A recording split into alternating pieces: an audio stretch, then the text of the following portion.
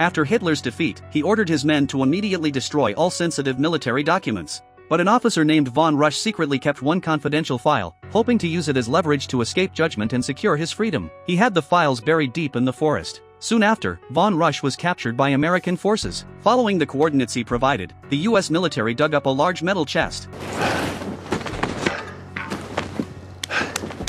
When the documents were decrypted, they revealed a blockbuster revelation. The former King Edward VIII of Britain had secret dealings with the Nazis, an act of betrayal. Fortunately, the war was already won. Churchill and George VI decided to seal the files permanently to protect the reputation of the British monarchy. What is written here brings the greatest shame upon this family. Our people would rightfully never forgive us. Years later, a historian stumbled upon these records while organizing archives and insisted on making them public. As historians, we have a duty to publish the truth. No exceptions. Otherwise, what are we all doing? Protecting Nazis? When the Prime Minister learned of this, he felt the matter was too significant to decide without consulting the Queen. After reading the contents, the Queen was quietly stunned. She promptly summoned the Duke of Windsor, the former King Edward VIII. And what exactly is in these papers? Letters and telegrams, communications, detailing your relationship with Nazi high command. Well, it's utter nonsense. The Duke claimed he had acted in the interest of peace. You were too young to remember. I, alas, not. Hitler and his henchmen were once our friends.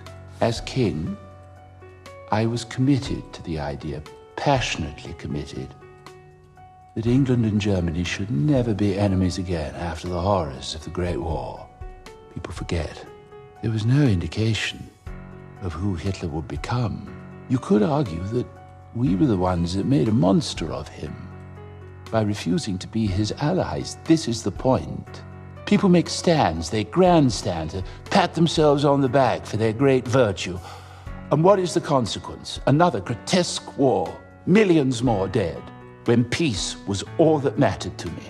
In that spirit, I am asking you to make peace with me today. And the Queen was almost persuaded by his explanation. But Philip had no sympathy for the ex-king. He advised the Queen to seek the full story from Tommy. What Tommy revealed was even more explosive. The historian had uncovered only the tip of the iceberg. The Duke of Windsor made his loyalties clear as soon as he became king.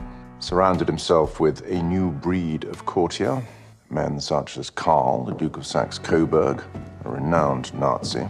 He also shared classified Allied documents with the Duchess of Windsor, who was herself, we believe, sharing a bed, forgive me, ma'am, with the German ambassador, Herr Ribbentrop. It became so bad that the government had to stop putting secret and sensitive papers in his red box. But we needn't have worried, because then we had the abdication. Having promised to retire from public life, we now know that he had no such intention. Why else would the pair of them decide to visit Hitler in Germany? Heil Hitler! The Führer labeled the trip an unofficial state visit.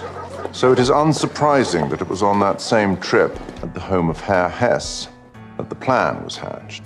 A plan to reinstate the Duke of Windsor as King of England, effectively betraying and dethroning your dear late father in return for German forces being given free rein across Europe. German troops were even promised to quell a colonial rebellion, if necessary. And there were visits to SS training schools and early versions of the concentration camps. Now, of course, the full horrors were yet to come. Nonetheless, he visited. Shall I continue, ma'am? When a German aircraft crashed in Belgium carrying Hitler's entire military plan for the invasion of France, the Duke wasted no time in letting his Nazi friends know that Allied forces had indeed recovered this priceless information, which gave Germany time to change its plans. And in less than a month, Paris fell to German occupation. But perhaps worst of all, the Duke told the German government that resolve in the United Kingdom in the face of the German aerial bombardment was weakening, and that continued bombing, that is, the continued slaughter of his fellow countrymen and former subjects, would, I quote, soon make Britain ready for peace. In the end, the Queen agreed to release the Marburg files. We have the go-ahead to publish. Thank you, sir. though the full extent of what Tommy disclosed would remain hidden from the world forever.